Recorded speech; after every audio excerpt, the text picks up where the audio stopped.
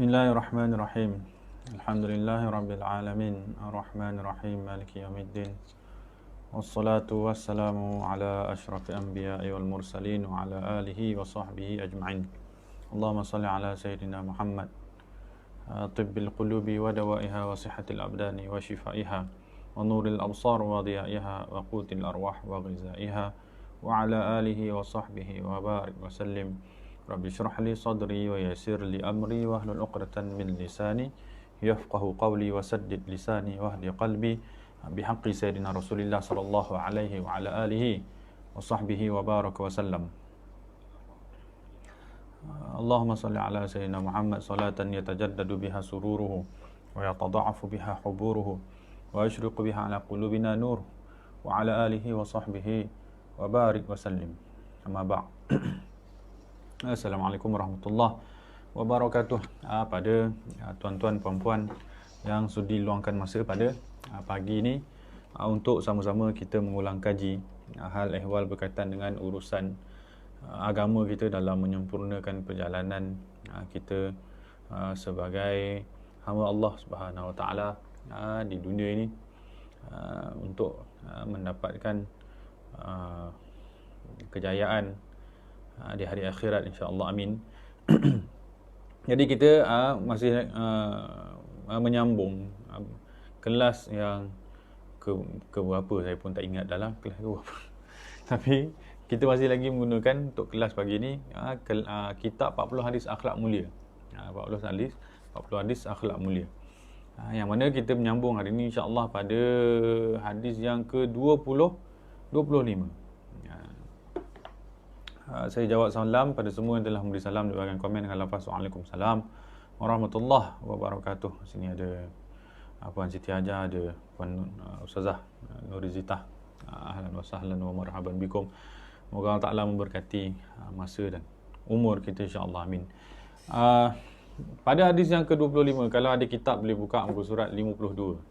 52. Kalau nak tempah kitab boleh maklum pada Ustaz Fahmi, stok terhad ada beberapa saja yang ada dalam simpanan kami lah. Tapi kalau cari di Shopee ada stok. Baik, hadis ke-25, tajuknya menghubungkan silaturahim. Kitab ni tentang Syekh Fahmi Zamzam hafizahullah taala mengumpulkan 40 hadis akhlak mulia. Jadi 40 hadis akhlak mulia, maksud 40 hadis akhlak. 40 akhlak Rasulullah sallallahu alaihi wasallam.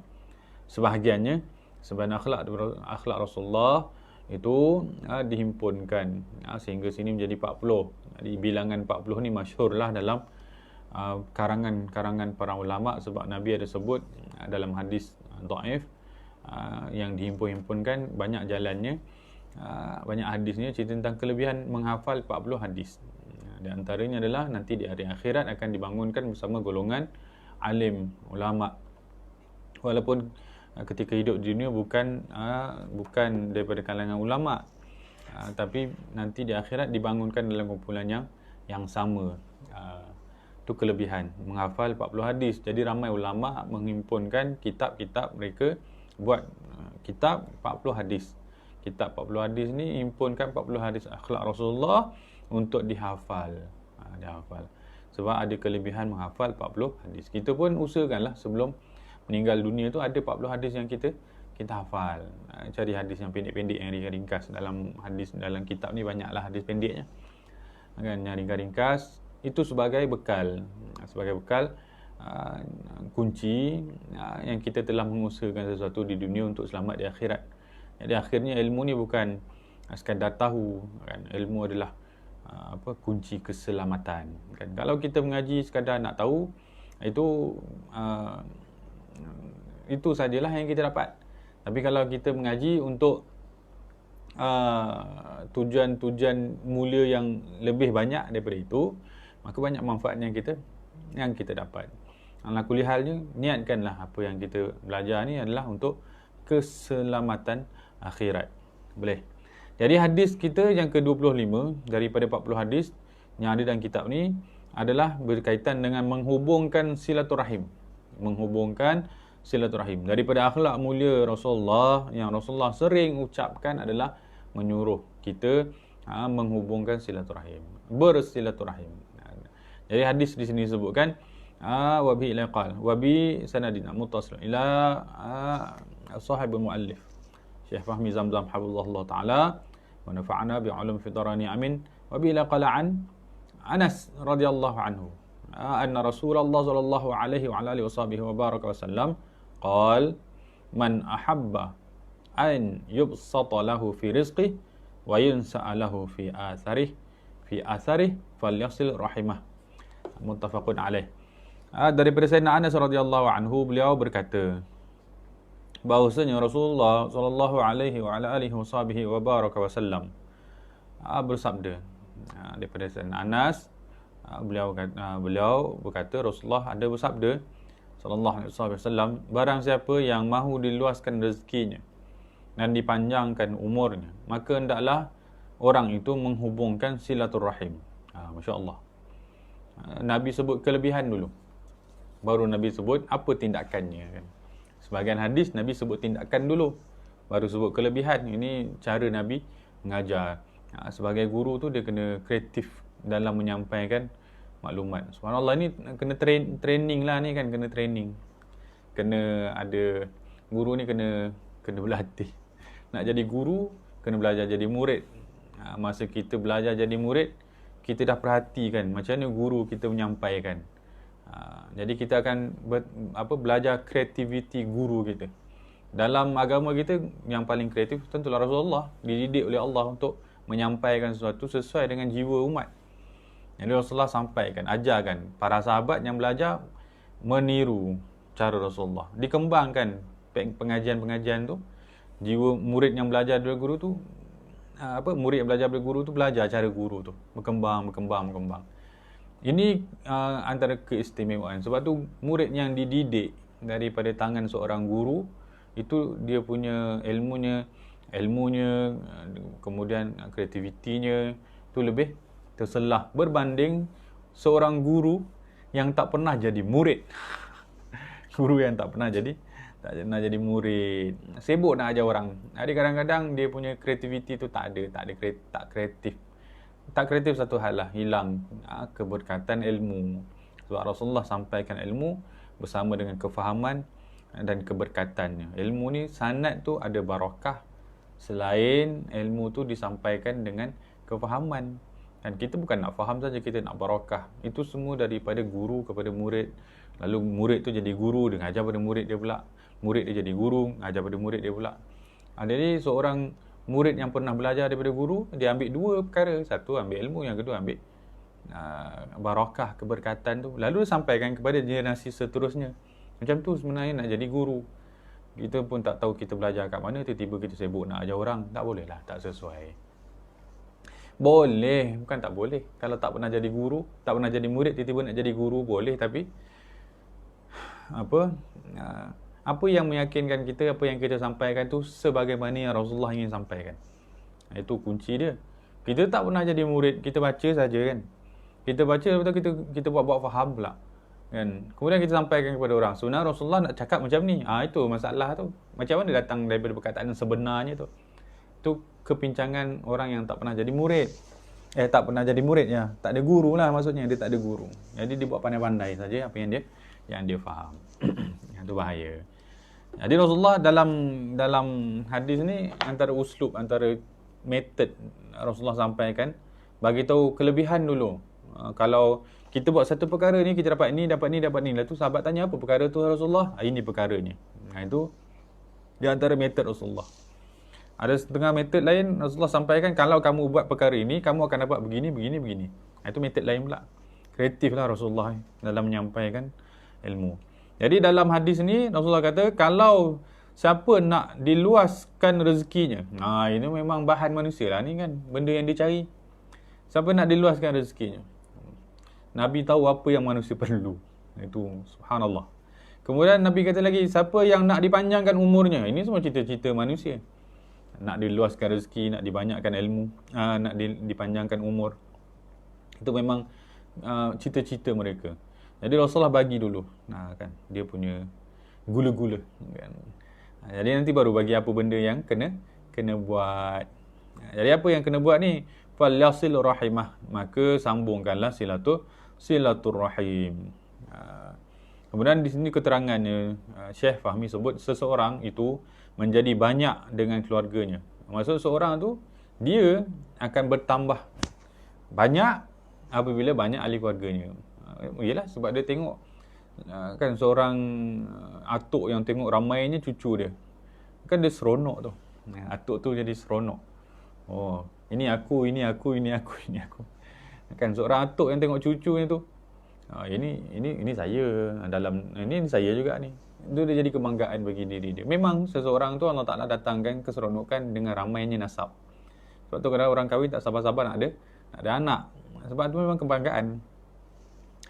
Kemudian maka ia disebutkan di sini maka dia akan menjadi kuat dengan bergabung bersama dengan mereka. Bila ramai lagi keluarga, nampak gagah lah, nampak gah kan. Kalau tambah-tambah kalau satu zaman tersebut ramai pendekar kan. Jadi kalau anaknya semua pendekar, dah ramai anak semua pendekar, jadi kuat pula lah. Kan. Kalau seorang ayah tu anak dia semua dalam satu bidang, oh tu kan nampak hebat tu sebab dah berganding bahu, tenaga. Kita pun sama lah. Kalau kita ada perniagaan tu, masak tu dekat dapur tu semua anak-anak kita kan. Oh ni restoran keluarga ni. Ayah tu rasa seronok, rasa ini tahan lama ni sebab semua anak-anak dia dalam tu.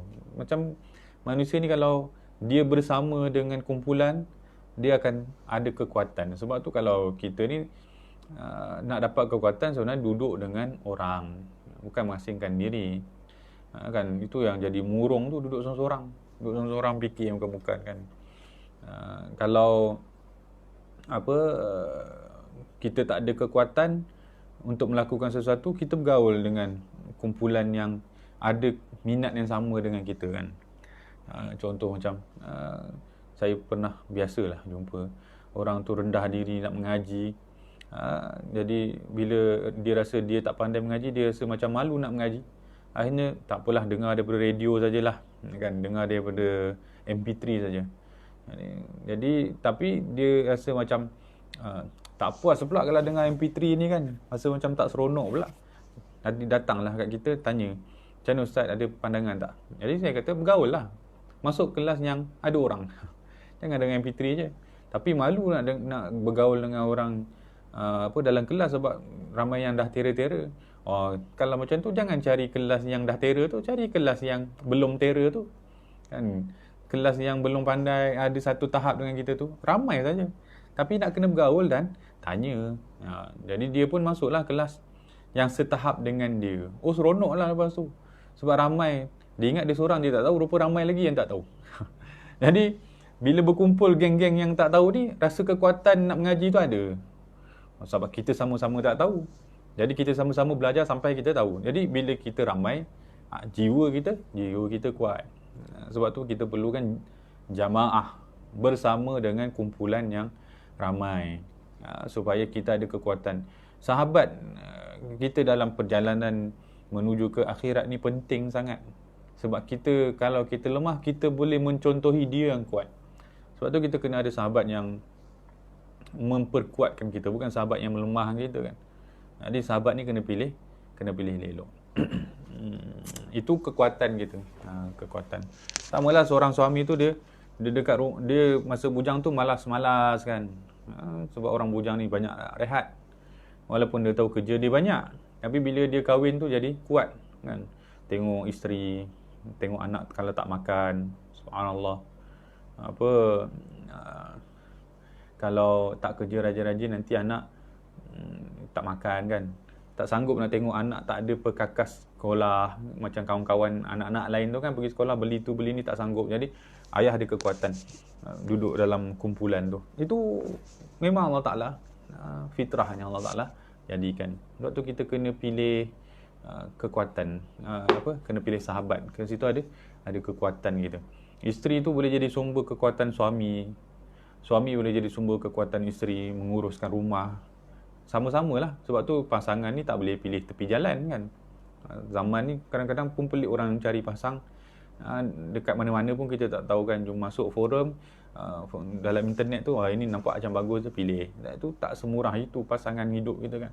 Kena pilih yang murni akhlak mulia. Sebab tu dalam hal perihal jodoh ni, jangan terburu-buru kan. Kita nak pilih yang betul tapi kita tak tahu siapa yang betul, maka tak boleh tinggal istikharah juga. Setelah kita pilih, maka ketika itu adalah jodoh, kekuatan yang Allah Ta'ala simpan dalam diri pasangan kita untuk kita kan. Jadi pasangan tu dah kita pilih, kawan yang kita pilih tu, kita tak boleh tengok yang buruk dia pula sebab kita yang pilih dia. Setelah kita tapis, kita dah tapis dah. Kemudian kita dah pilih untuk berkawan dengan orang tu atau berkahwin dengan orang tu, maka pada mereka tu ada kekuatan kita. Jadi sesama pasangan atau sesama kawan ni, sebenarnya mentarbiah diri kita, jangan tengok yang buruk. Nanti pisah nanti. Banyak tengok yang baik. Kita kan dah tapis dah. Lepas kita tapis, maksudnya kita tahu ada kebaikan dan kekuatan dalam diri mereka untuk kita kan. Jadi bila kita tahu dalam diri mereka ada kebaikan dan kekuatan untuk kita, ketika itu janganlah pandang yang buruk. Sebab kalau kita mula pandang yang buruk, mesti jumpa. Tapi untuk apa? Kan kita dah pilih daripada awal untuk kita jadikan mereka sebagai sumber kekuatan. Kalau kita tengok dia dengan pandangan buruk, pandangan kelemahan, pandangan hina, ketika itu tak ada lagi kekuatan. Orang cenderung pilih cerai kan dalam hal rumah tangga, sebab tak berhenti tengok yang buruk tu kan. Setelah, kalau sebelumnya dia tu dah tapis, rugilah dia, buang-buang masa lah sebelum ni kan.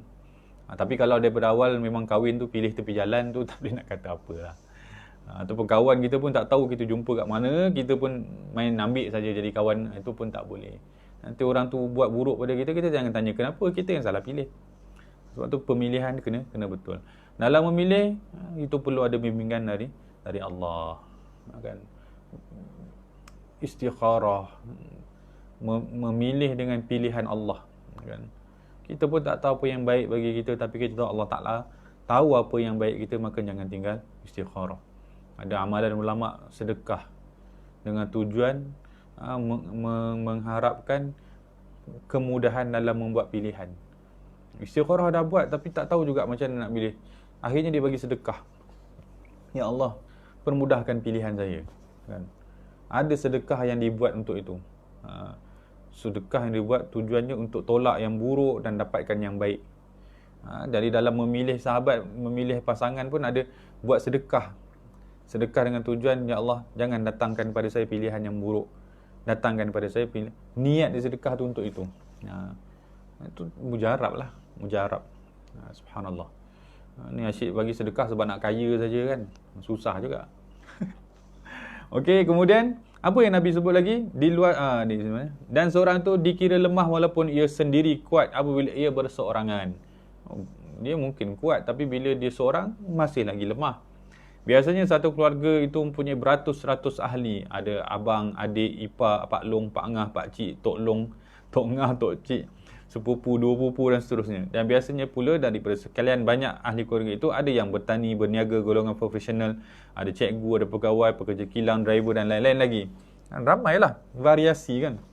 Ada yang tinggal di kampung, ada tinggal di bandar, ada yang tinggal di bandaraya dan ada di ibu negara. Jadi keluarga itu merupakan satu kekuatan yang besar yang sangat diperlukan oleh seseorang kan. Kenapa keluarga penting? Sebab pertalian darah. Kita selain pertalian agama, yang memperkuatkan kita lagi adalah pertalian darah kan. Atau walau kita jadi kuat, banyak kesamaan.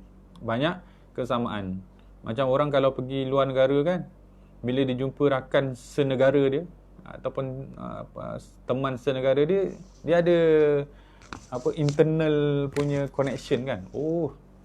Walaupun sama-sama manusia, tapi kita manusia daripada tanah lahir yang sama kan. Duduk kat UK, jumpa orang Melayu dengan Melayu contoh kan. Ni ada banyak sama kan. Kalau dengan orang putih tu di UK tu mungkin manusia saja kesamaan dia. Tapi bila jumpa orang Melayu di UK tu, kita manusia sama manusia, kita Malaysia sama Malaysia, kita Islam sama Islam. Tu sama satu negeri pula. Kita satu Selangor juga. Jadi makin banyak sama, makin kuat. Kan. makin rapat, makin kuat. Jadi keluarga ni kekuatan sebab banyak yang sama. Daripada satu rahim, daripada satu nasab, jadi keluarga tu dia punya, bila makin banyak yang sama, makin rapat. Makin rapat. Kita tak segan lah untuk jadi diri kita kepada ahli keluarga kita kan. Kalau kita dengan orang lain kan, kita terpaksa jadi orang lain kan. Jadi orang lain. Jadi kadang-kadang bila menjadi orang lain tu rasa lemah kan. Orang ni bukan diri saya ni. Sebab tu keluarga tu membuatkan kita jadi lebih jujur kan. Kekuatan lah tu. Kemudian bila kita sentiasa berjumpa dengan mereka, menjalinkan hubungan silaturahim dengan mereka, maka kita akan jadi kuat. Mudah segala urusan. Bila makin ramai urusan makin mudah. Sebab mudah nak bantu. Kita kalau dengan orang luar susah. Sebab kita pun tak kenal dia kan. Bila kita tak kenal, kita ada keraguan. Dan orang pun ada keraguan nak tolong kita. Siapa ni datang daripada mana ni kan. Tapi kalau kita dengan ahli keluarga kita, oh ni tahu ni nasab saya ni kan. Jadi hubungan jadi kuat. Urusan jadi mudah. Sebenarnya urusannya mudah saja. Tapi bila tak kenal tu jadi payah. Tapi bila kenal, itu jadi mudah. Dan dapat saling bantu-membantu. Ini selain dari mendapat berkat dalam kehidupan, rezeki murah dan umur pula dipanjangkan seperti mana disebutkan dalam hadis tadi. Jadi Syekh sebutlah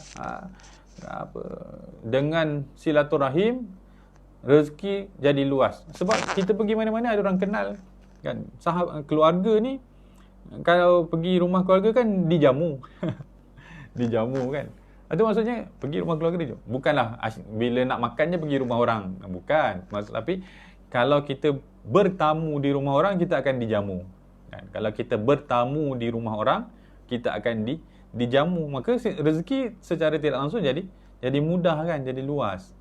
Kemudian ada keberkatan dalam umur.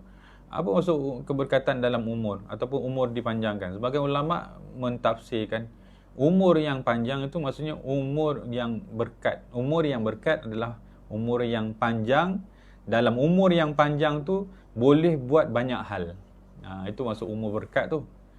Kan umurnya mungkin singkat saja, tapi dalam umur singkat banyak hal selesai. Kan ada imam, nama imam tu Imam Nawawi. Umur meninggal muda 45 lebih kurang. Tapi meninggal tu macam beliau meninggal dalam keadaan banyak menulis kitab. Ketika para ulama lain teliti kitab Imam Nawawi ni, kitab Imam Nawawi ni kata, Masya Allah, orang ini seakan-akan hidup 1000 tahun. Sebab karangannya tu, itu memerlukan masa yang panjang untuk disiapkan atau dilakukan. Tapi Imam Ghazali dalam umur 45 tahun tu meninggal, kitabnya ibarat hidupnya 1000 tahun. Itu kan barakah pada umur. Maksudnya umurnya singkat, tapi tugas yang dilakukan tu selesai banyak benda boleh buat. Itu barakah. Kita dalam kehidupan ni umur panjang memang bagus, tapi kalau sikit tugasan yang dapat kita lakukan itu tak bagus. Umur 80 tahun tapi amalnya atau kebaikannya tu mungkin dalam sampai tempohnya 20 tahun saja. Lagi 60 tahun tu habis dengan tidur, dengan makan, dengan rehat, dengan main. Jadi 80 tahun tu bahaya juga kalau panjang sangat. Tapi amal sikit tu kan. Kita selalu sebutkan Allah Ta'ala bagi umur untuk melakukan kebaikan, melakukan ketaatan. Jadi setiap nafas kita tu perlu diisi dengan ketaatan. Tiba-tiba kita tak lakukan apa yang perlu kita lakukan. Di akhirat, takkan Allah Ta'ala tak tanya dengan umur yang aku bagi kepada kamu. 80 tahun, 90 tahun. Apa yang kamu lakukan? Tu malaikat pun bentang kan. Sekian.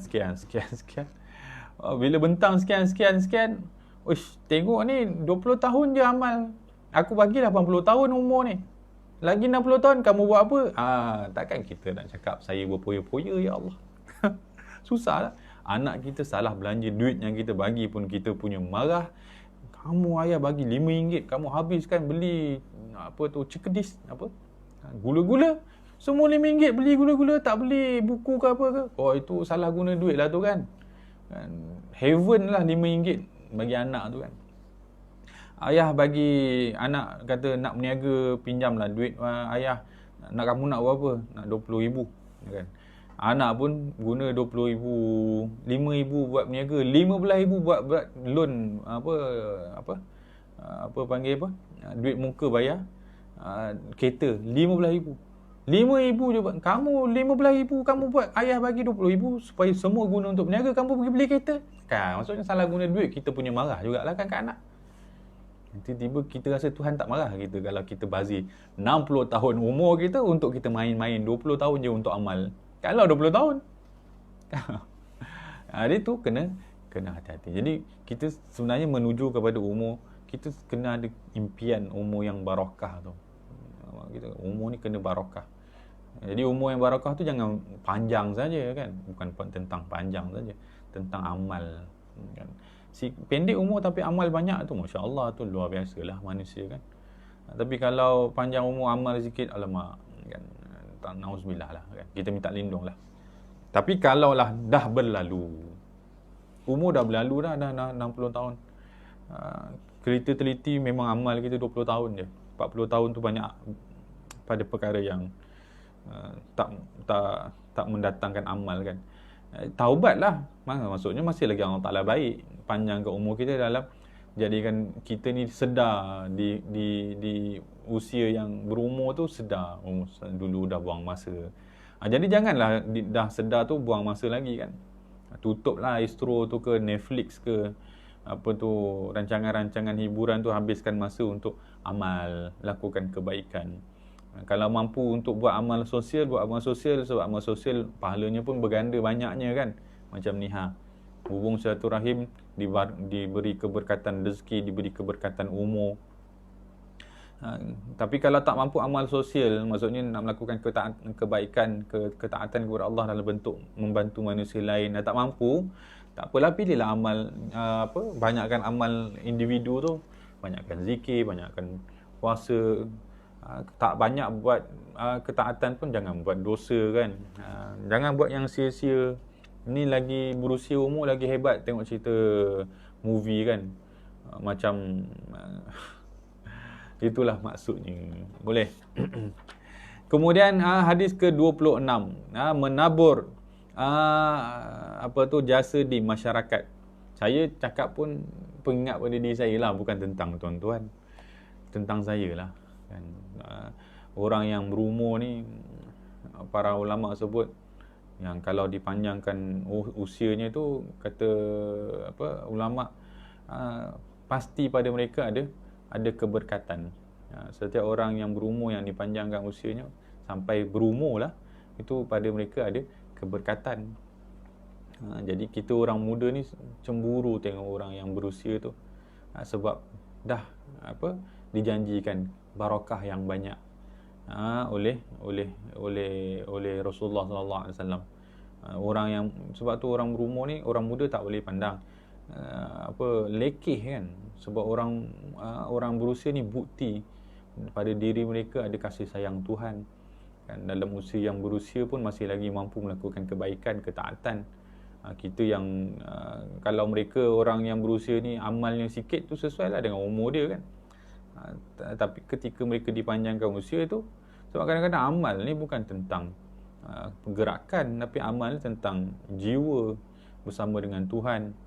Orang yang berusia ni lebih mudah lidahnya menyebut tentang Allah, jiwanya tu dekat dengan Tuhan kan.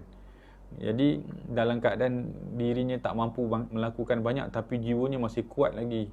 Kita ni yang sihat ni, dahlah badan sihat, amal sikit, lupa Tuhan pula kan. Jadi orang muda hebat macam mana pun dia masih kurang berbanding dengan orang yang berusia tu. Itu dia ajar kan, Imam Ghazali ajar, tengok orang tua atau tengok orang berumur tu dengan pandangan mengagungkan. Dia tanya apa alasannya? Kerana mereka telah hidup lama, itu buktinya amal mereka lebih banyak daripada kita. Orang yang panjang umur, itu maksudnya amalnya telah menandingi amal orang yang muda kan.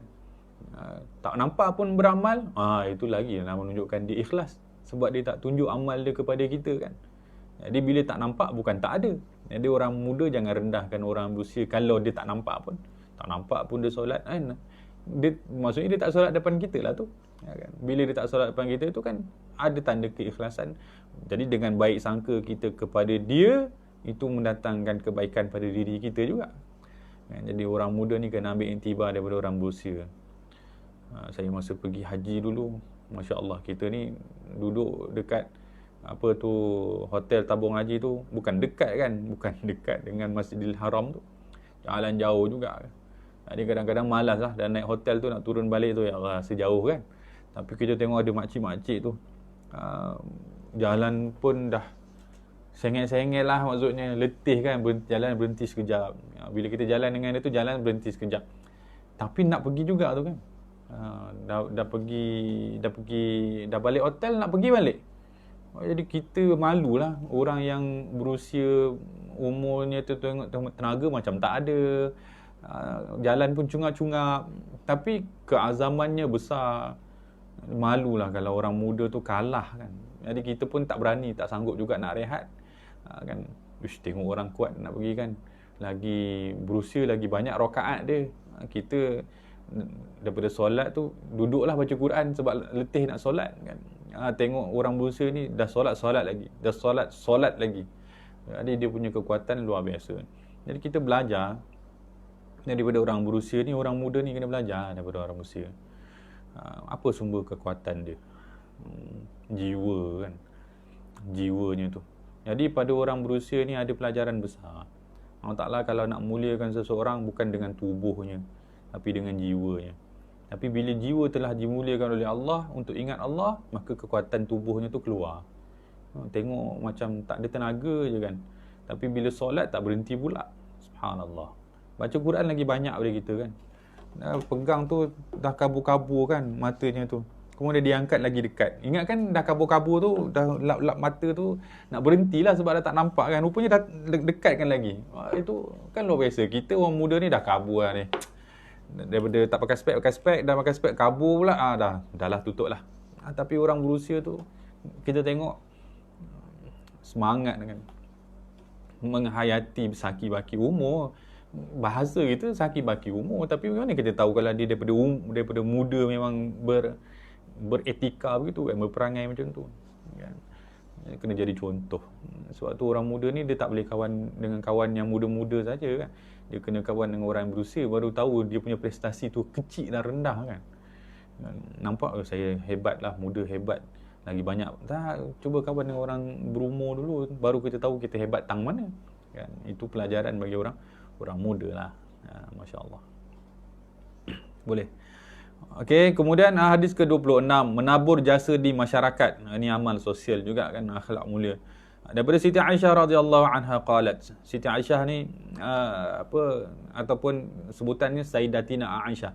Sayyidatina Aisyah. Sayyidatina tu dipendekkan jadi Siti kan, atau Sayyidati Aisyah. Sayyidati tu maksud tuan saya, puan saya kan, maksudnya ketua saya.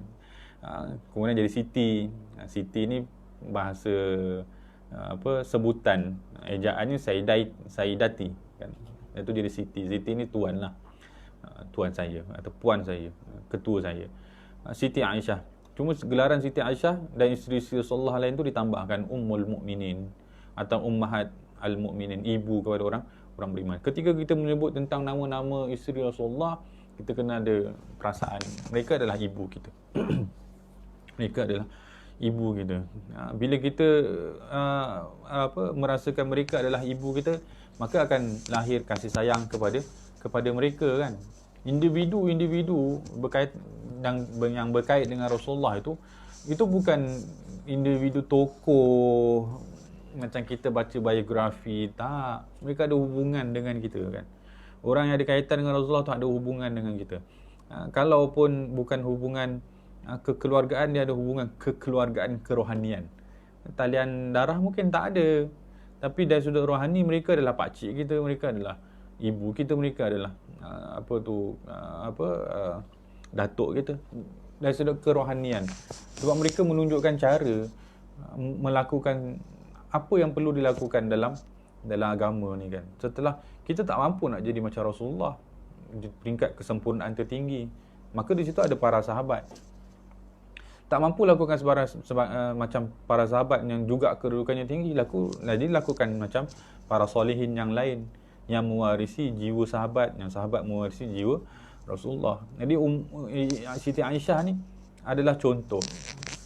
Pada diri Siti Aisyah ni ada banyak akhlak Rasulullah SAW. Hatta dalam agama kita, para ulama kita sebut 5 kekuatan wanita. Kalau lelaki tu, kalau orang nak contohi akhlak lelaki tu banyak. Para nabi, para rasul, Nabi Muhammad, ada para sahabat, ada para tabi'in, ulama salafus soleh. Tapi untuk wanita, kata ulama cukup kalau mereka pegang pada 5 wanita ni. Siti Khadijah, Siti Aisyah, Siti Fatimah, Siti Maryam dengan Asiyah. Siti Aisyah, Asiyah. Jadi 5. Pada mereka ni, mereka ada, kalau seluruh wanita nak belajar akhlak wanita, cukup dengan 5 ni saja. Jadi Rasulullah dah wariskan akhlak wanita tu pada wanita-wanita ni. Jadi kalau wanita, perempuan nak belajar akhlak, dia tak perlu buka buku yang banyak, kecuali buka saja buku jiwa rohani 5 wanita ni. Siti Khadijah dengan keibuannya, Siti Fatimah dengan kesolehan anak sebagai seorang anaknya, Siti Aisyah dengan jiwa isterinya. Di segala sisi kan, sebagai seorang perempuan kan. Kita belajar, seorang perempuan nak belajar akhlak percontohan lelaki tu rasa berat kan. Ini kan lelaki, kekuatannya banyak, kebebasannya lebih luas. Perempuan ni susah nak buat tu. Belajar pada 5 orang ni.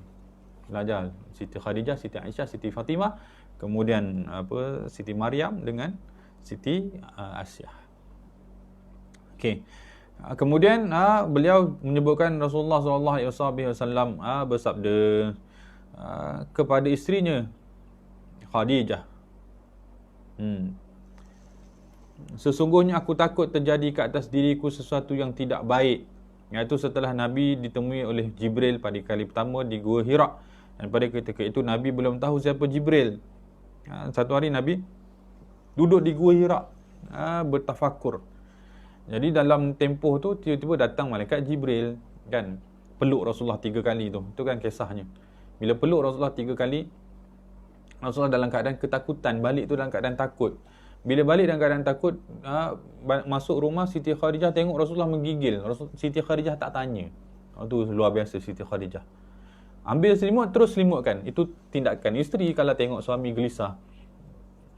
Tenangkan suami dulu sebelum tebuk. Kenapa? Itu pelajaran tu. Kan? Abang ni kenapa ni? Abang ni dah kenapa ni? Sebenarnya tenangkan suami dulu. Ambil selimut. Kalau perangai, kalau etik yang dilakukan Siti Khadijah, tak tanya. Ambil selimut, tenangkan Rasulullah. Kemudian Rasulullah bersedia untuk bagi tahu. Rasulullah kata, aku takut ke atas diriku berlaku sesuatu yang tidak baik. Maka Siti Khadijah tak tanya pun, kenapa cakap macam tu? Tak cakap pun macam tu. Siti Khadijah jawab apa?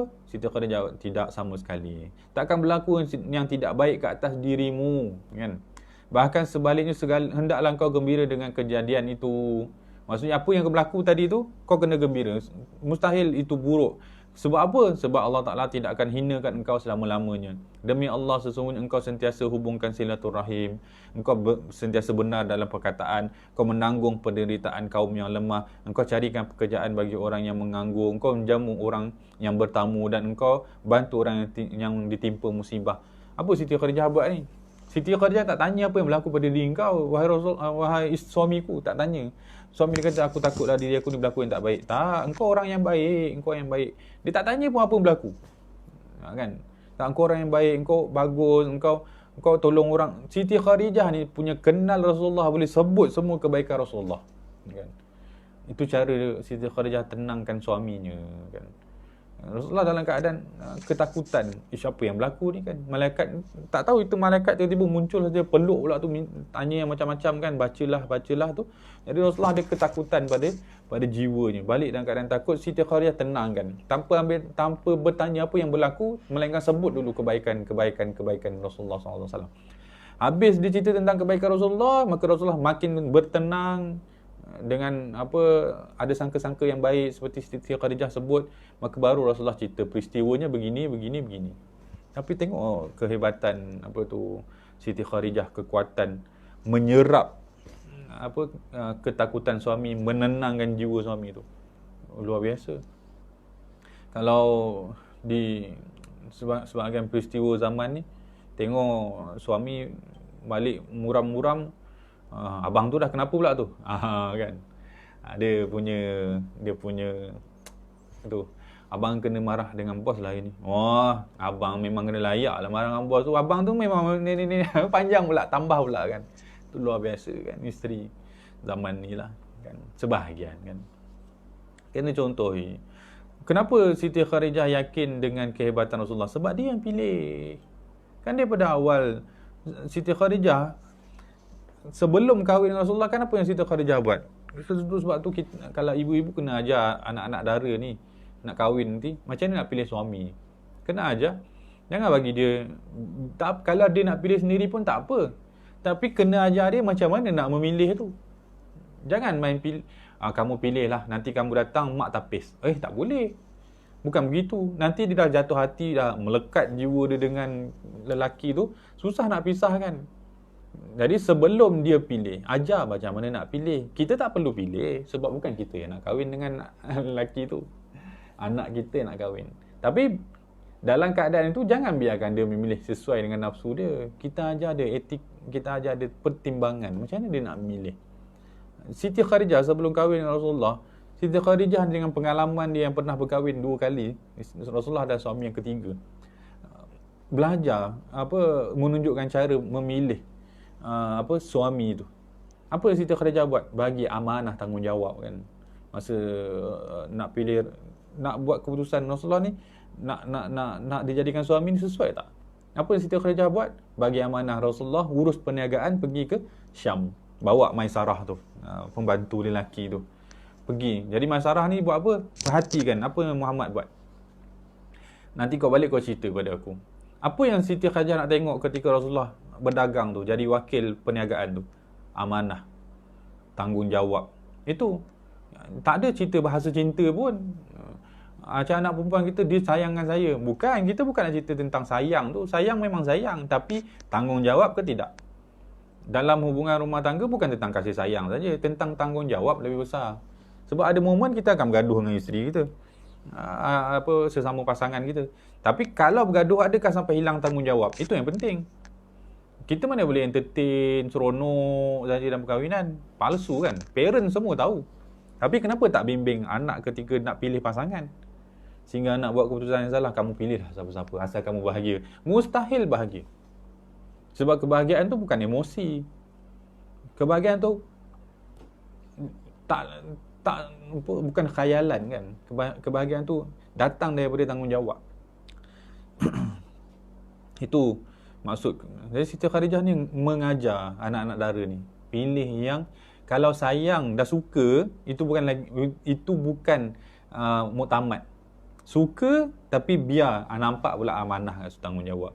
Ini belum apa-apa dah ambil harta perempuan dah tunjuk apatah lagi pukul-pukul kan. Itu nak jadi suami. Dia walaupun garang-garang, dia sayang saya, tak cukup. Dia amanah tak? Dia tanggungjawab tak? Dia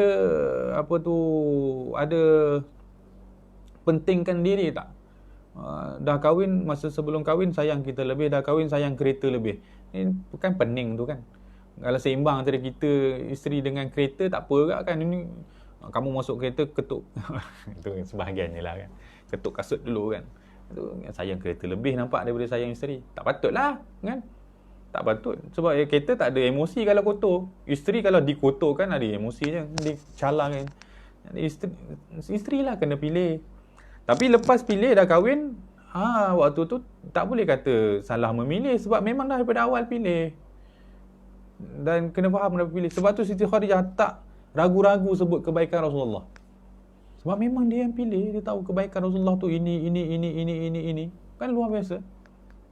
Boleh senarai tu. Wujud sifat tu. Bukan khayalan di mata isteri tu. Itu maksudnya yakin betul suaminya baik. Tak ada lemah ke Rasulullah? Sebagai manusia ada. Tapi kenapa Siti Khadijah memandang kebaikan? Kalau kita tengok apa yang Rasulullah buat, pergi ke Gua Hira kan. Rasulullah beruzlah di Gua Hira tu setahun. Yang hantar bekal tu kadang-kadang Siti Khadijah. Apa mata isteri? Abang ni menyusahkan saya lah. Abang menyusahkan saya. Siti Khadijah, kalau kita pernah ada pengalaman pergi umrah naik Gua Hira tu, saya duduk kaki bukit je tak naik. Masya-Allah, dia tengok pun macam tinggi lah kan. Belum naik lagi lah. Doalah satu hari nanti Allah Ta'ala bagi peluang naik. Rasulullah naik. Itu kebiasaan lelaki. Tapi Siti Khadijah pun naik juga. Hantar bekal pada suami tercinta. Kalau isteri zaman ni mungkin kata, abang ni apa ni, tak bertanggungjawab ni. Tapi Siti Khadijah buat. Kenapa buat? Tak cerdik ke? Bukan. Dia tahu apa yang suami dia buat tu perkara yang baik. Dia bersama dengan kebaikan suami dia. Kenapa dia bersama kebaikan suaminya? Sebab dia pilih suami yang baik. Dia tahu apa yang suami dia lakukan itu semua ada unsur kebaikan. Walaupun mungkin dia tak faham waktu tu. Kenapa Rasulullah pilih untuk berseorangan? Mungkin tak faham, tapi dia tahu apa yang Rasulullah buat tu takkan daripada kebodohan. Sebab dia dah pilih pada awal suaminya tu. Cerdik, bijak, baik, bertanggungjawab. Kalau ada satu perkara yang dia tak faham, bukan maknanya bertukar karakter suami. Dia sahaja tak faham. Jadi tak bermakna tak faham perlu bangkang. Tak faham, diamlah dulu kan. Kita dulu dah pilih daripada awal yang baik. Panjang pula cerita tajuk ni. Kan, itu kebijaksanaan. Kena ajar. Sebab anak-anak dara sekarang ni kadang-kadang buat keputusan yang salah. Kahwin setahun cerai, 2 tahun cerai. Tak sesuai lah, apalah. Itu kelemahan, bukan kelemahan dia, itu menggambarkan kelemahan pendidikan keluarga. Moga Allah Ta'ala bagi kepada kita keberkatan pada anak-anak zuriat kita untuk memilih kebaikan yang baik. Bercerai bukan maksud buruk kan. Maksudnya bukan jodoh lah. Jangan sangka nanti cerai buruk pula. Bercerai itu maksud bukan jodoh. Takdir ditulis sedemikian. Nanti orang marah pula kata cerai ni Pak, bercerai ada pilihan yang lebih baik. Jangan bercerai lah maksudnya. Kan? Tapi untuk tidak bercerai, kena pilih yang terbaik bagi mata kita ketika tu. Sebab tu penilaian terbaik tu bukan tentang emosi. Kita kena banyak buat istikharah, kena banyak berbincang, musyawarah kan. Nak kahwin tu tanya parent, bincang parent ni ada pengalaman mengenal karakter tanggungjawab atau tidak. Mana ada suami isteri yang dah lama berkahwin, 30 tahun, 40 tahun kahwin, tak kenal apa itu tanggungjawab. Tak buat lain, tapi kenal kan. Jadi anak ni kena belajar apa makna tanggungjawab. Dididik, kemudian dia beritahu apa itu tanggungjawab supaya nanti kalau dia pilih pasangan, pilih yang bertanggungjawab kan. Kemudian keterangan seorang Muslim bukan hanya di satu sisi yang lain, Siti Khadijah sebut tentang kelebihan-kelebihan Rasulullah. Apa Rasulullah buat ni? Menabur jasa di masyarakat. Rasulullah buat apa kat sini? Hubungkan silaturahim. Rasulullah ni akan satukan orang Arab waktu tu. Bergaduh saja Rasulullah akan satukan. Rasulullah sendiri yang Rasulullah juga secara karakter diri pun baik dengan orang lain. Sampai orang lain panggil Al-Amin kan. Siapa nak simpan barang, simpan dengan Rasulullah. Takkan dikhianati. Baik dengan semua orang. Rasulullah jujur pula. Kan? Kemudian Rasulullah ni, kalau ada orang yang lemah, Rasulullah akan sama-sama buat kerja tu. Tolong, tanggung penderitaan yang sama. Maksudnya sama-sama susah. Kalau dia susah, Rasulullah pun buat yang sama. Kemudian Rasulullah carikan pekerjaan bagi orang yang tak ada pekerjaan. Rasulullah sendiri kalau ikut kan, bukan pekerjaannya bukan gaji tetap. Sama macam orang lain, tapi sama-sama tolong carikan kerja. Selesaikan masalah orang. Kan Rasulullah buat ni, ini kerja sia-sia ni kan, nak tolong orang sampai tahap macam ni. Itulah karakter Rasulullah. kan. Kemudian Rasulullah jamu tetamu, kemudian Rasulullah bantu orang yang timpa musibah. Ini yang kerja cari susah lah, tapi ganjaran besar di sisi Allah kan. Kehidupan Rasulullah tu tak habis tentang orang lain saja kan. Sampai kiamat nanti pun masa di padang mahsyar pun cerita tentang cerita tentang orang lain juga. Di padang mahsyar tu Rasulullah tu kalau ikutkan dah selamat masuk syurga, boleh selesai je. Tak payah tunggu di mahsyar tu. Tapi Rasulullah tunggu mana umat aku yang nakkan syafaat. Rasulullah akan ulang alik cari orang ni tersangkut dekat titian sirat. Rasulullah akan tolong, ya Allah tolong pun mudahkan dia. Ada orang tu sangkut dekat mizan, ya Allah pun mudahkan dia. Ada orang tu dah masuk neraka, kemudian Rasulullah minta kepada Allah agar diberi syafaat kepada orang tu agar dikeluarkan. Rasulullah orang paling sibuk dekat akhirat, setelah mana baginda sibuk dekat dunia menyelesaikan masalah orang lain. Itu Nabi kita tu. Kita untung jadi umat Nabi Muhammad SAW. Sebab tu antara amal harian yang tak boleh tinggal adalah ucap terima kasih kepada Allah sebab jadikan kita umat Nabi Muhammad. Sebab kita senang, dalam keadaan kita tak perasan pun kita senang sebab Nabi kan. Yalah senang lah kan, rezeki tak putus walaupun banyak maksiat. Siapa punya keberkatan tu? Bukan kita. Kita tu dengan keburukan-keburukan rezeki tak putus. Dan dengan syafaat siapa kekal keadaan begitu? Syafaat Rasulullah. Dengan kebaikan Rasulullah, tak diazab orang yang lakukan maksiat daripada kalangan umat Nabi Muhammad, segera ditangguhkan azab tu ke akhirat. Itu kan syafaat Nabi. Maksudnya kebaikan Nabi kita. Walaupun Nabi tak ada, tapi kita menumpang kebaikan tu. Tu Nabi kita tu kan. Kena syukur selalu. Kemudian disebutkan sini seorang Muslim bukan hanya sebagai seorang individu yang baik di mata masyarakat, tapi lebih daripada itu, dia bukan hanya seorang yang baik perangannya pada dirinya, bahkan sentiasa berusaha menjadi kebaikan kepada orang lain. Ini sepatutnya karakter tu ada dalam diri kita. Nabi buat macam tu untuk dicontohi, bukan untuk dicerita-cerita. Nabi tu baik, buat begini. Tak, Nabi tu tunjukkan contoh. Kalau Nabi buat, kenapa kita rehat? Kita kena buat juga.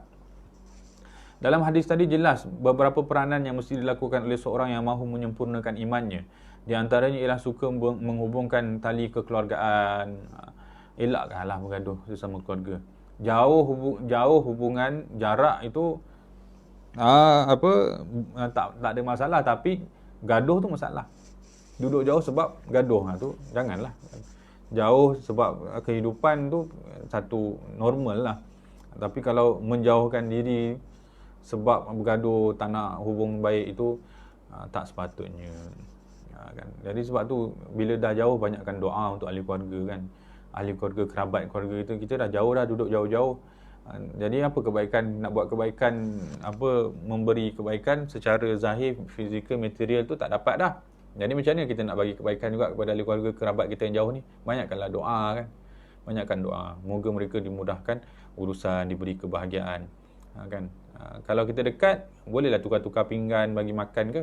Tapi dah jauh, maka itulah yang kita lakukan, tukar-tukar doa sesama kita kan. Orang mudah ingat sahabat dia, tapi orang sukar nak ingat keluarganya. Jadi kita tukarlah keadaan tu. Kemudian benar pada perkataan. Maksudnya Rasulullah ni amanah, jujur, menanggung beban masyarakat, bela nasib golongan yang lemah, menyediakan sumber kehidupan, memberi peluang pekerjaan, meraihkan tetamu, menolong orang yang timpa musibah dan lain-lain. Ini adalah kerja masyarakat yang mesti dipikul oleh orang yang mahu supaya imannya menjadi kuat dan mantap. Apa yang dia buat ni untuk diri sendiri. Kita buat kebaikan tu sebenarnya hakikatnya sedang bantu diri kita.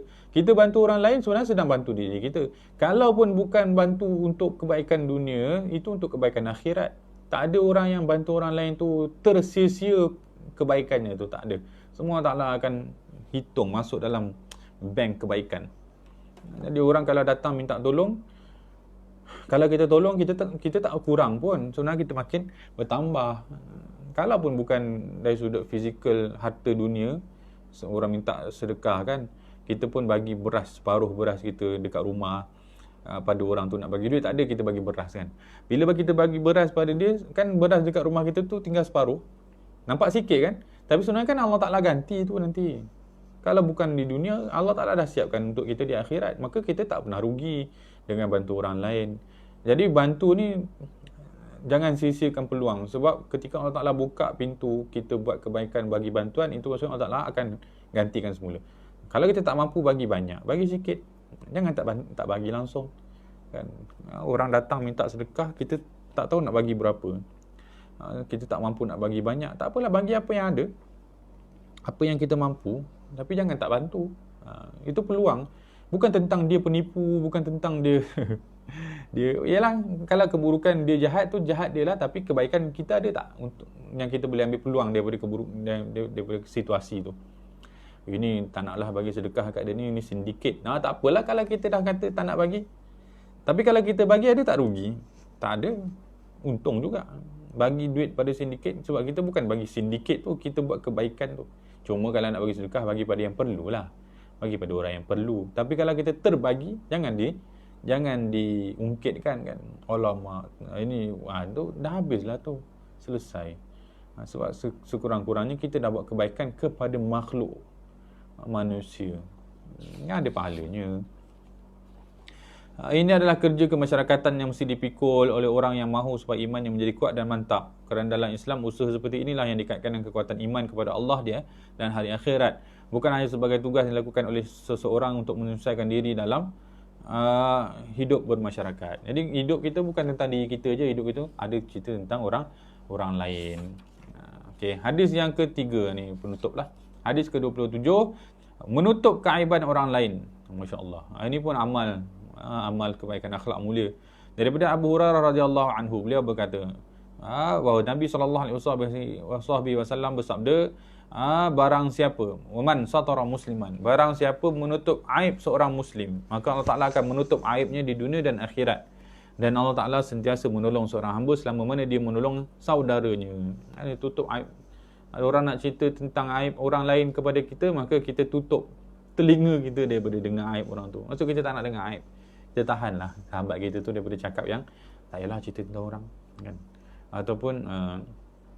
Ataupun kita pilih jalan, kalau tak nak cakap direct macam tu, kita pilih saya sibuk lah, saya nak ada kerja sekejap kan boleh saja kan. Kita pilih supaya kita, apatah lagi daripada mulut kita, daripada mulut orang pun kita tak nak dengar, daripada mulut kita lagi jangan keluarkan kan cerita tentang orang. Nak tahu tak pasal orang tu kan ni tu tak payahlah kan.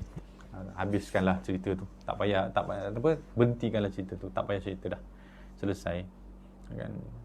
Kalau ada kepentingan untuk kita bincang ramai-ramai untuk baiki orang tu, tak apa, bolehlah kita bincang 2-3 macam mana kita nak buat dengan sahabat kita ni, perangannya tu kan ada tak cadangan untuk kita, tu mungkin bolehlah kan, sebab ada tindakan nak dibuat lepas tu. Itu pun bukan umum dekat Facebook, kita nak betulkan orang tu ramai-ramai, sama-sama inner circle gitu tu kan.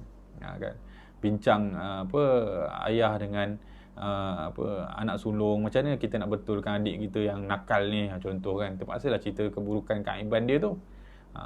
Tapi kalau kita tak ada kepentingan, tak ada nak baiki, tak ada nak betulkan, kita cerita buruk orang tu, apa tujuannya tu? Halwa telinga, seronok-seronok cerita kelemahan orang, nak tunjuk kita sempurna ke? Itu kena faham pula kan. Kalau tak ada tindakan tu, itu maksudnya nafsu lah, kita nak cerita keburukan orang. Auzubillah. Kan? Jadi tutuplah keaiban orang. Siapa yang tutup keaiban orang lain, Allah Ta'ala akan tutup keaibannya di akhirat. Di akhirat nanti dirahsiakan keburukan kita daripada di padang mahsyar tu, semua orang tengok. Setengah riwayat tu, ketika kita dihakimi tu, ditengok orang kan. Oh, dia ni rupanya macam ni. Dulu dekat dunia tu nampak begini je, rupanya teruk perangai. Tu kan di akhirat tu, orang tahu keburukan kita tu, masya-Allah, malu. Malu. Ada setengah kisah tu, ada orang yang soleh tu, dia soleh, cuma dia ada kelemahan. Jadi ketika berdiri di depan Allah untuk dihakimi tu, belum lagi Allah Ta'ala bicara, buka buku catatan tu, dah gugur ni, daging muka ni takut kepada Allah, malunya kalau Allah Ta'ala, kalau dibuka aib saya ni, ya Allah, malunya kan, gugur ni, takut. Dalam keadaan tu dalam riwayat, setengah riwayat kata, kamu aku lepaskanlah, kan? Ada riwayat begitu. Dalam takut-takut tu Allah Ta'ala kata, dah habis mizan, selesai. apa yang berlaku? Rupa tak disebut pun keburukan dia. Tak disebut keburukan dia. Kenapa tak sebut keburukan dia? Sedangkan dia ada kelemahan, ada keaiban. Rupanya ada kebaikan yang dilakukan. Tutup aib orang lain, kan? Kita kat dunia pun takut keburukan kita viral, kan? Di akhirat tu viral tu. Na'udzubillah. Jadi banyakkan tutup aib orang dan banyakkan bantu orang lain di dunia. Sebab nanti Allah Ta'ala akan bantu kita dunia akhirat. Di sini sebut uraiannya, tidak ada seorang yang tidak berdosa dan tidak ada orang yang tidak melakukan kesilapan. Cuma bezanya banyak atau sikit, besar atau kecil, teruk atau tidak, kelihatan atau tidak kelihatan. Jikalau kita memandang ke dalam diri kita masing-masing, kita akan tahu hakikat diri dan sudah tentu, sudah pasti kita akan mengakui ada kekurangan diri kita kepada Allah dan manusia. Oleh itu, maka kita disuruh banyak-banyak bertaubat kepada Allah dan banyak minta maaf kepada manusia. Kan? Kita cermin diri kita dulu. Diri kita banyak lemah. Jadi minta maaf kepada Allah, taubat dan minta ampun, minta maaf pada manusia kalau ada buat silap dengan mereka. Tapi orang yang tidak sedar diri, dia lupa pada dosanya dan lupa pada kesalahan dirinya. Dan ia hanya memandang kepada kesalahan orang lain dan menghitung dosa orang lain. Itu punca kenapa orang lain sibuk dengan orang lain. Kenapa ada kecenderungan sibuk kepada tentang orang lain? Sebab dia lupa kepada diri dia. Setengah ulama sebut, bukan dia lupa pada diri dia. Dia tak nak baiki diri dia. Dia tak nak baiki diri dia. Jadi macam mana dia nampak baik? Dia nak tengok diri dalam kebaikan. Macam mana? Dengan dia cuba sebut keburukan orang lain. Kalaupun saya buruk, ada orang lagi buruk tau. Ada kan ayatnya macam tu. Kalau saya ni memanglah tak baik sangat. Tapi ada orang yang lagi tak baik tau. Ini sebut ni. Orang tu ni. Kenapa sebut keburukan orang? Bila tahu orang lain lemah, orang lain buruk daripada yang kita sangka buruk tu, jadi kita tak payahlah baiki apa-apa sebab kita masih lagi nampak baik. Itu kelemahan. Itu orang yang tak bertanggungjawab. Sebab tu para ulama kata orang yang paling jahat dalam muka bumi ni adalah orang yang merasa diri dia baik, kan? Dahlah rasa diri baik, cuba buruk ke orang lain pula. Itu buruklah, na'udzubillah. Kan? Jadi jangan cerita tentang orang, banyak cerita tentang diri sendiri, cerita tentang kelemahan diri kita kepada diri kita. Jangan biar telinga kita mendengar keburukan orang. Sebab nanti kita selesa dengan kelemahan diri kita. Rupanya saya yang macam ni pun rupanya ada orang lagi teruk daripada saya, ya. Jadi saya kira okeylah. Akhirnya tak buat apa-apa kebaikan pun. Mula sembang tentang orang. Kalau kita duduk dengan orang soleh baca tahu keadaan kita ni. Apa yang keluar berlidah kita ni, apa yang ayat yang kita pilih. Rupanya orang ini begini, kan? Kita pun takutlah dibaca orang. Kita sibuk cerita tentang orang, rupanya kita dibaca keburukan diri kita ni. Na'udzubillah. Ini adalah perbuatan orang yang merugikan dirinya sendiri dan mengundang permusuhan dengan orang lain, kerana biasanya orang yang menyebut kesalahannya itu akan bangun membela diri dan cuba membalas dengan membongkar dosa dan keaiban orang yang telah mengaibkan dirinya. Orang cenderung gaduh dengan orang lain, kan? Sebab orang lain sebut keburukan diri dia. Jadi macam mana dia nak tutup keaiban diri dia dengan sebut keburukan? Kamu cakap saya, kamu lagi teruk daripada saya. Tu. Masya-Allah. Maka akan terjadilah hina menghina, aib mengaibkan, cungkil mencungkil kesalahan, bahkan tuduh menuduh dan sebagainya. Kan dalam rumah tangga tu kan para ulama kata, kalau nak bahagia rumah tangga jangan tengok kelemahan pasangan, kalau cari mesti jumpa. Tengok tapi jangan ingat. Sebab manusia.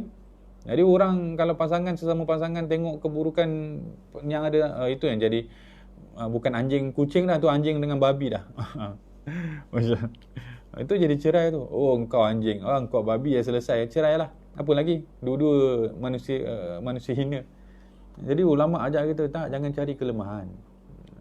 Kalau nampak itu untuk dibaiki, bukan untuk dihebat. Awak ni macam anjing lah. Habis ceritalah. Kan? Jangan. Kan? Sebab kita cari pasangan kita ada kelemahan, tapi kita cuba menyempurnakan kelemahan tu dengan dengan kelebihan yang kita ada. Bukan kita nampak keburukan dia, kita sebut keburukan dia, yang kita tak cuba pun kita tak cuba pun sempurnakan diri dia dengan kelebihan kita. Kan? Itu payahlah, tu gaduh tu. Kan? Kalau sama pasangan tak boleh, dengan orang lain pun tak boleh. Kan? Orang yang bijaksana adalah orang yang memandang ke dalam dirinya lalu bertaubat dari dosanya dan betulkan kesilapannya. Itu orang bijak. Sebab nilai diri dia adalah nilai dia di sisi Allah. Dia bukan nak baik pada diri dia, saya manusia terbaik. Di sisi siapa manusia terbaik tu? Penilaian siapa? Penilaian diri saya kepada diri saya. Apa nilainya? Oh, mengikut carta ini, saya manusia terbaik berbanding dengan manusia lain. Yang kedua adalah orang ni, yang pertama tu saya. Oh, ni kayu ukur dia apa? Perasaan saya. Habislah. Kan? Apa nilai kertas tersebut? Anugerah diri kita kepada diri kita tu tak ada nilai. Kalau kita nak, kita kena nilai di neraca penilaian yang betul di sisi Allah lah. Jadi orang yang bijak adalah orang yang menilai diri dia sesuai dengan kehendak Allah. Maka orang ini orang yang selalu sebut keburukan diri dia, lalu dia bertaubat. Saya ni apa? Saya ni apa? Itu orang bijak tu. Orang yang pandang keburukan untuk dibaiki. Dia menutup keaiban orang lain.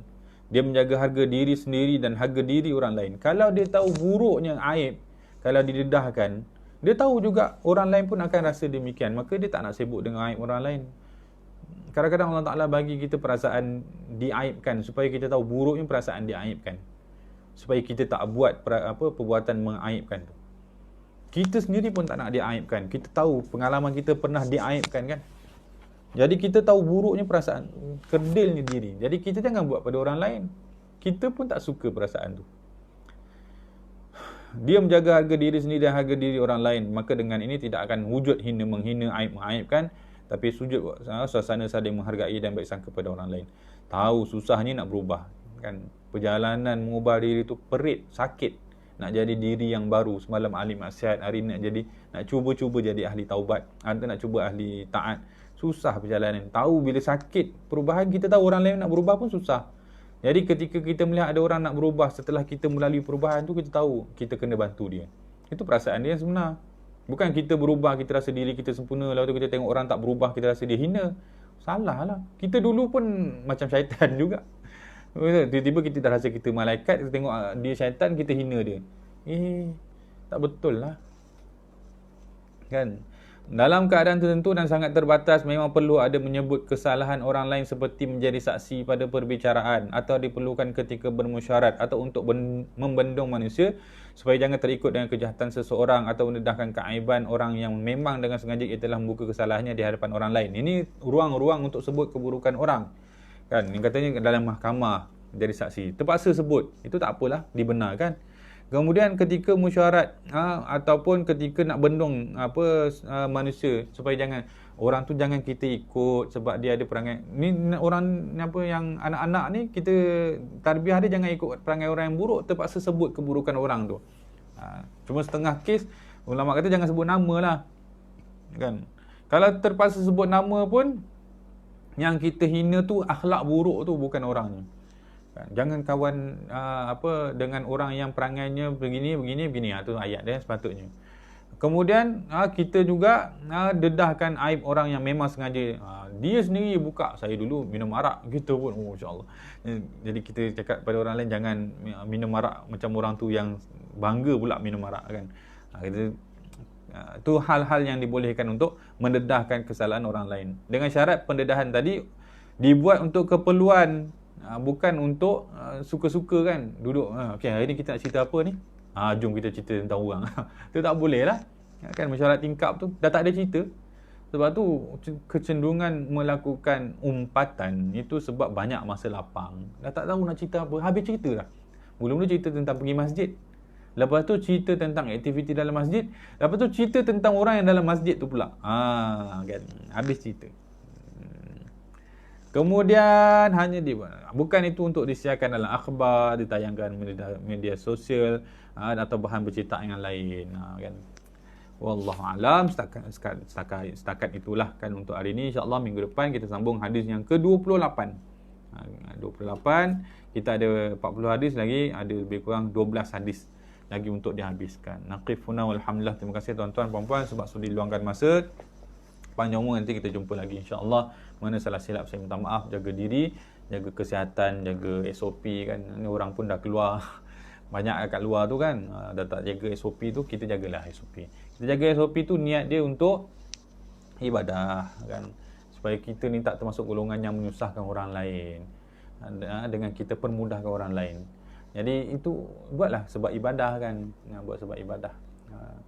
Wallahu alam. Assalamualaikum warahmatullahi wabarakatuh. Subhanakallahumma wa bihamdika asyhadu an la ilaha illa anta astaghfiruka wa atubu ilaik. Bismillahirrahmanirrahim. Wal 'asri innal insana lafi khusr alladzina amanu wa 'amilus solihati.